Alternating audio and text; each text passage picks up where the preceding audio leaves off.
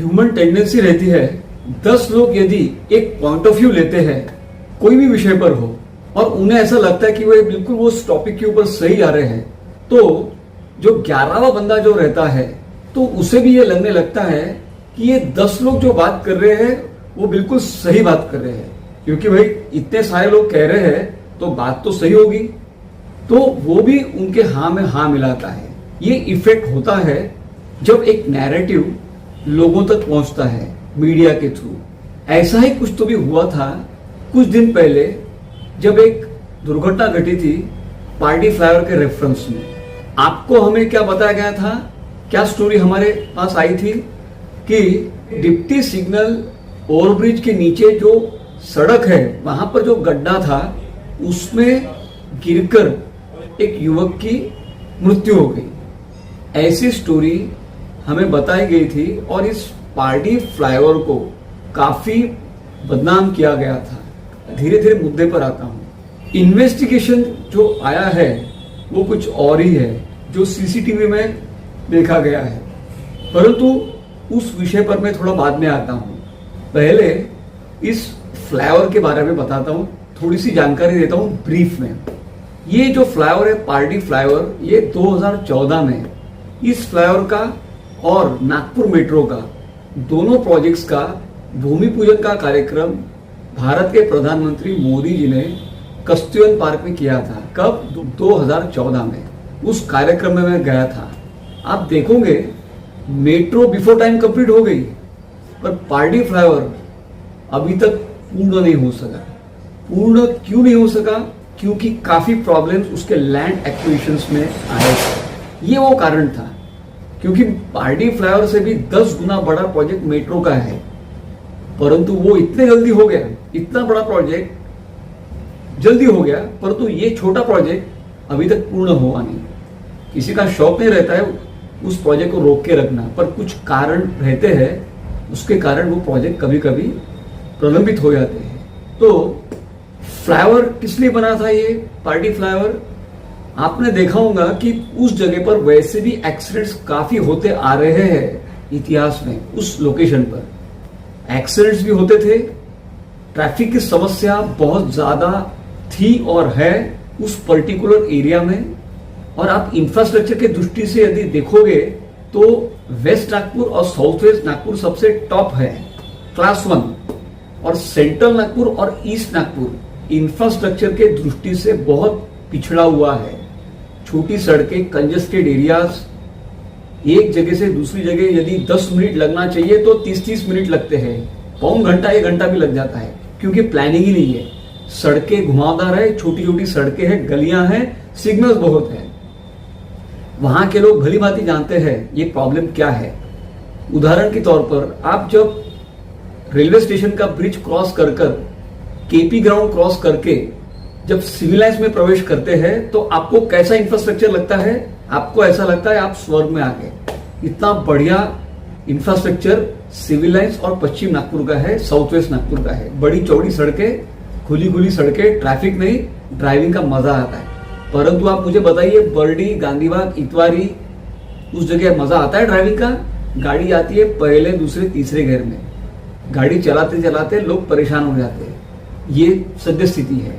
अब ये स्थिति बदलनी तो पड़ेगी ना, पर अपने आप बदलेगी? ट्रैफिक तो दिन ब दिन बढ़ते जा रहा है, गाड़ियां बढ़ते जा रही है सड़कों पे, परिस्थिति और बिगड़ने वाली है मध्य नागपुर और पूर्व नागपुर में।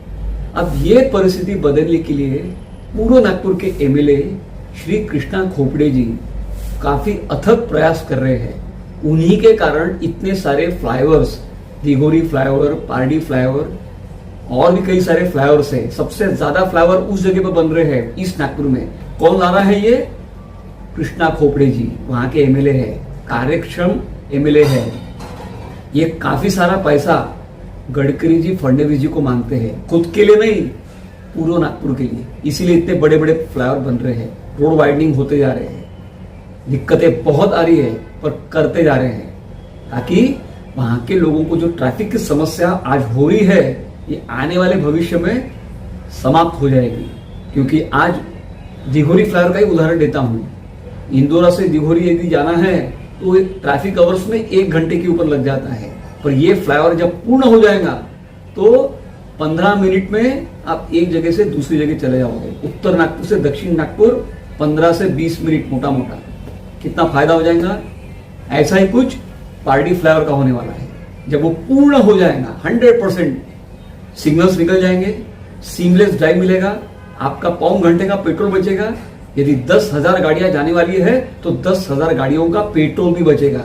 कितनी बचत होगी पैसे की। ये सारे फायदे आने वाले समय में लोगों को मिलने वाले हैं। मेरा कहना है आपको पेशेंस रखना जरूरी है।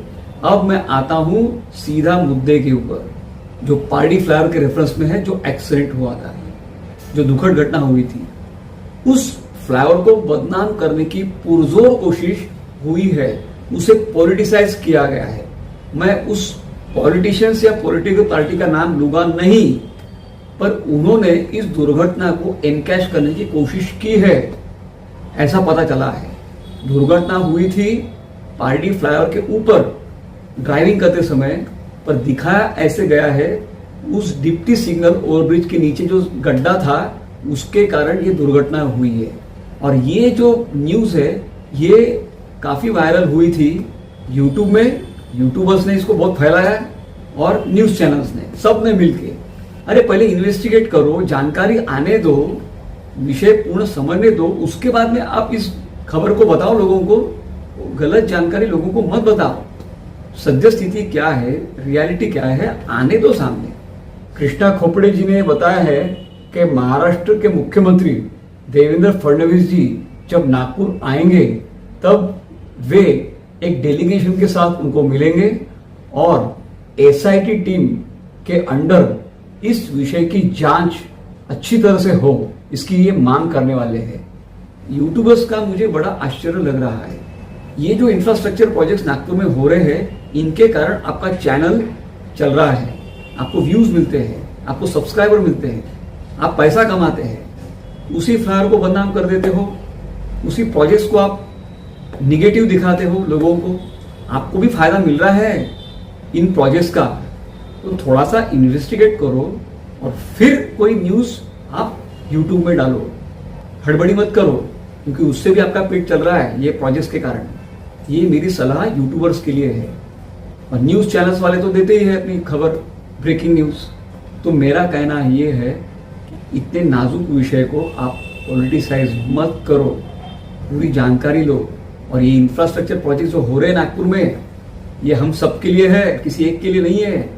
क्योंकि हर साल 80,000 गाड़ियां सड़क के ऊपर उतर रही है, आरटीओ में रजिस्टर हो रही है अप्रोक्सीमेटली। एक साल में 80,000 गाड़ियां, 10 साल में कितनी गाड़ियां? 8 लाख। रोड की विड्थ कितनी बढ़ेगी? 1% नहीं। तो ये जो ट्रैफिक है ये 8 गुना बढ़ते जाने वाला है।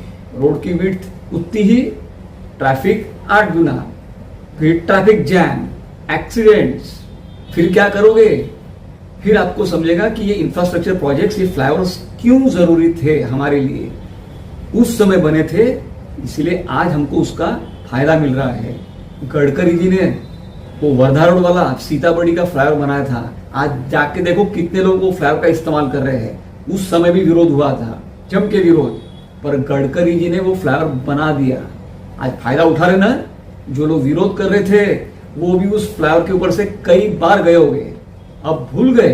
पर उस समय तो आपने गडकरी जी को भी बदनाम किया, फ्लाईओवर को भी बदनाम किया, विरोध किया। अब कहां गया विरोध? इसीलिए ये प्रोजेक्ट्स हमारे लिए ही है, हमारे भविष्य के लिए है। थोड़ा सब्र करके समझो पहले क्या विषय है वो। अपने ही नागपुर को, अपने ही प्रोजेक्ट्स को पूरे भारत में बदनाम मत करो।